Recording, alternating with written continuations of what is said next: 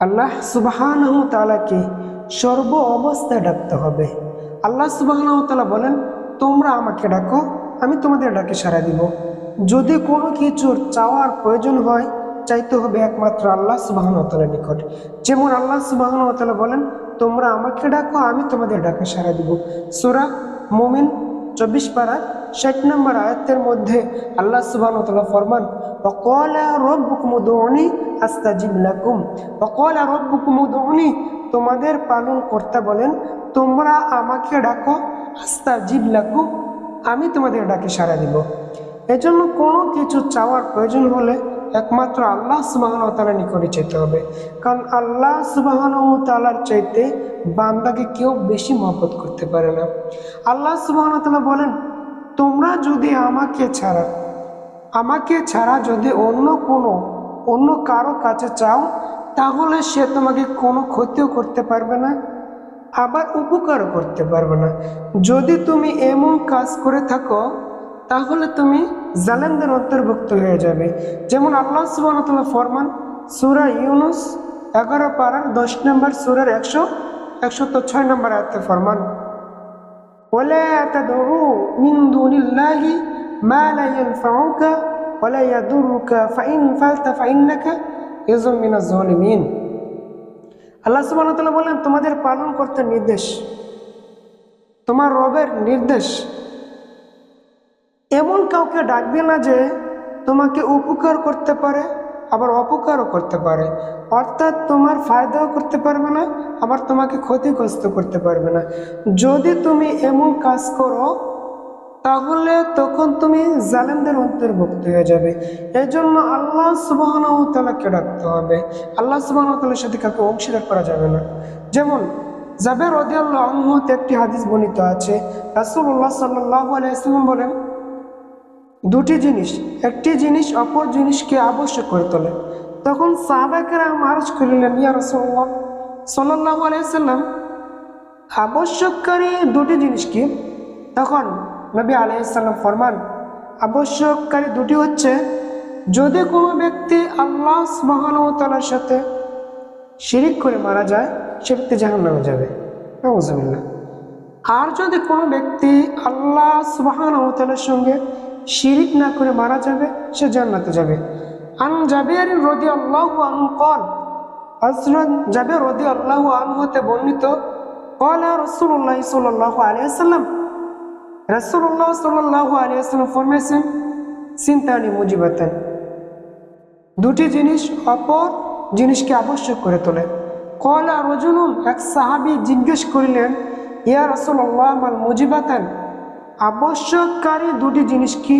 قال, রাসূলুল্লাহ সাল্লাল্লাহু আলাইহি ওয়াসাল্লাম বলেন, মান মাতা ইউশরিকু বিল্লাহি শাইয়ান দাখালান নার, যে ব্যক্তি আল্লাহ সুবহানাহু ওয়া তাআলার সঙ্গে শিরক করে মারা যাবে, সে জাহান্নামে যাবে।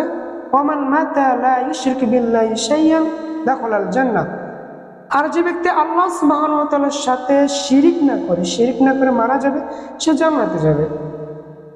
এজন্য আল্লাহ সুবহানাহু ওয়া তাআলার সাথে কাউকে অংশীদার করা যাবে না। যেমন আল্লাহ সুবহানাহু ওয়া তাআলা বলেন, নবী আপনি বলুন, তোমার রব আল্লাহ সুবহানাহু ওয়া তাআলা এক, তিনি অমুক হবে কি? আপনি যদি আল্লাহ সুবহানাহু ওয়া তাআলাকে না স্মরণ করি, যদি আল্লাহ সুবহানাহু ওয়া তাআলাকে নাও ডাকি, তাহলে আল্লাহ সুবহানাহু ওয়া তাআলার কিছু আসবে যাবে না। কারণ আল্লাহ সুবহানাহু ওয়া তাআলা তো কারো মুখাপেক্ষি নন। যেমন আল্লাহ সুবহানাহু ওয়া তাআলা সূরা ইখলাসের মধ্যে ফরমাইছেন, কুল, নবী আপনি বলুন, ওয়াল্লাহু আহাদ, আল্লাহ সুবহানাহু ওয়া তাআলা এক। আল্লাহুস সামাদ, তিনি অমুক হবে কি? লাম ইয়ালিদ, তিনি কাউকে জন্ম দেন নাই। ওয়ালাম ইউলাদ, কারো থেকে তিনি জন্মগ্রহণ করে নাই। ওয়ালাম ইয়াকুল লাহু, আর নেই তার কুফুয়ান সমতুল্য আহাদ কেউ। আল্লাহ সুবহানাহু ওয়া তাআলা হচ্ছেন একক। এজন্য আল্লাহ সুবহানাহু ওয়া তাআলার সাথে কাউকে অংশীদার করা যাবে না। তাদের সম্পর্কে আল্লাহ সুবহানাহু ওয়া তাআলা বলেন, তোমরা কি আল্লাহ সুবহানাহু ওয়া তাআলার ধর্ম ব্যতীত অন্য কোনো পন্থা অনুসরণ করছো? অথচ সমস্ত সবকিছু আল্লাহ সুবহানাহু ওয়া তাআলার নিকট নতশির রয়েছে। আসমানে যা কিছু আছে, জমিনে যা কিছু আছে, ইচ্ছায় অনিচ্ছায়, আর সকলকে আল্লাহ সুবহানাহু ওয়া তাআলার নিকট কি করতে হবে? ফিরে যেতে হবে। যেমন বলা হয়েছে সূরা আলে ইমরান 3 পারার 3 নম্বর সূরার 63 নম্বর আয়াত। আফাগায়রা দীনিল্লাহি ইয়াবগুন, তবে তারা কি অন্বেষণ করে আল্লাহর ধর্ম ব্যতীত অন্য কোনো পন্থা? ওয়ালাহু আসলামা, অথচ আল্লাহ সুবহানাহু ওয়া তাআলার নিকট সমস্ত নতশী রয়েছে। মান ফিস সামাওয়াতি ওয়াল আরদি, যা কিছু আসমান সমূহ এবং জমিনে আছে। তো আও ওয়া কারহা, স্বেচ্ছায় এবং অনিচ্ছায়। ও ইলাইহি ইউরজাউন, আর সবাইকে আল্লাহ সুবহানাহু ওয়া তাআলার নিকট ফিরে যেতে হবে। যেমন আরো বলা হয়েছে, যদি একটু সামনে আমরা অগ্রসর হই, সূরা আলে ইমরান 3 পারার 3 নম্বর সূরার 85 নম্বর আয়াতে বলা হয়েছে, ওয়ামাই ইয়াবতাগি, আর যে ব্যক্তি অন্বেষণ করে গয়রুল ইসলাম, ইসলাম ব্যতীত দীনা, অন্য কোনো ধর্ম, ফালা ইউকবালা মিনহু, তবে সেটা গ্রহণযোগ্য হবে না। তবে সেটা কি হবে না? গ্রহণযোগ্য হবে না। ওয়া হুয়া ফিল আখিরাহ, আর সে ব্যক্তি আখিরাতে হবে মিনাল খাসিরিন, ক্ষতিগ্রস্তদের অন্তর্ভুক্ত হয়ে যাবে। যেমন আল্লাহ সুবহানাহু ওয়া তাআলা আরো ফরমান যে আল্লাহকে ছাড়া, আল্লাহর সঙ্গে যদি কোনো ব্যক্তি অংশীদার করে, তাহলে সে ব্যক্তির স্থান কোথায় হবে? জাহান্নামে। আর আল্লাহ সুবহানাহু ওয়া তাআলা ব্যতীত যদি অন্য কাউকে অনুসরণ করে ডাকে, তাহলে আল্লাহ সুবহানাহু ওয়া তাআলা বলে দিয়েছেন কোনো কাজে আসবে না। কারণ সেদিন আল্লাহ সুবহানাহু ওয়া তাআলার নিকট কোনো কিছু গ্রহণযোগ্য হবে না। আল্লাহ সুবহানাহু ওয়া তাআলা ফরমান, সমস্ত মানুষ, সমস্ত প্রাণী, সবকিছু কিন্তু আল্লাহ সুবহানাহু ওয়া তাআলার সামনে সেদিন কি হবে? উপস্থিত থাকবে।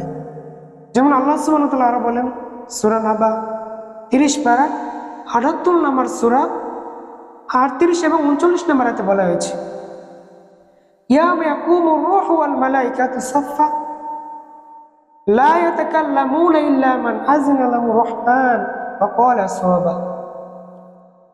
আল্লাহ সুবহানাহু ওয়া তাআলা বলেন, ইয়াওমা ইয়াকুমুর রূহু ওয়াল মালাইকাতু সাফফা, যেদিন সমস্ত ফেরেশতা এবং মানুষ সারিবদ্ধ থাকবে। লা ইয়াতাকাল্লামুনা ইল্লা মান আযিনা লাহু রাহমান, কোনো ব্যক্তি কথা বলতে পারবে না আল্লাহ সুবহানাহু ওয়া তাআলার অনুমতি ব্যতীত। ওয়া ক্বালা সাওয়াবা, আর সে সত্য কথা বলবে। যালিকাল ইয়াউমুল হক, আর এটা সুনিশ্চিত দিন। ফামান শাআ আত্তাখাযা ইলা রাব্বিহি মাআবা, অতএব যার ইচ্ছা হয় সে তার রবের পথ অনুসরণ করুক। যেমন আর বলা হয়েছে সূরা আবাসা 30 পারা 80 নম্বর সূরা 34, 35, 36, 37 নম্বর আয়াত। আল্লাহ সুবহানাহু ওয়া তাআলা ব্যতীত যদি কোনো ব্যক্তি অন্য কোনো কিছুর অংশীদার করে, সেদিন সবাই কিন্তু পর হয়ে যাবে। যেমন মা সন্তানকে চিনবে না, সন্তান মার পরিচয় দিবে না, বাবা মার পরিচয় দিবে না, স্ত্রী স্বামীর পরিচয় দিবে না, স্বামী স্ত্রীর পরিচয় দিবে না, কেউ কারো কোনো পরিচয় দিবে না। কারণ সেদিন তাদের এমন অবস্থা হবে যে তারা অন্যদিকে তাকানোরও সুযোগ পাবে না। যেমন আল্লাহ সুবহানাহু ওয়া তাআলা ফরমান, ইয়াওমা ইয়াফিরুল মারউ মিন আখিহি ওয়া উম্মিহি ওয়া আবিহি ওয়া সাহিবাতিহি ওয়া বানিহি লিকুল্লি ইমরিইন মিনহুম ইয়াওমাইযিন শা'নুন ইউগনি। ইয়াওমা ইয়াফিরুল মারউ, যেদিন মানুষ পালন করবে, মিন আখি, নিজের ভাই হতে, ওয়া উম্মিহি ওয়া আবিহি, নিজ পিতা ও মাতা হতে, ওয়া সাহিবাতিহি ওয়া বানিহি, নিজ সন্তান সন্ততি হতে পালন করবে। লিকুল্লি ইমরিইন মিনহুম, সেদিন তাদের প্রত্যেকেরই, ইয়াওমাইযিন, সেদিন, শা'নুন ইউগনি, এমন অবস্থা হবে যে অন্যদিকে তাকানোর কোনো সুযোগ পাবে না। যেমন আরো বলা হয়েছে সূরা ইনফিতার 19 নম্বর আয়াত 82 নম্বর সূরা।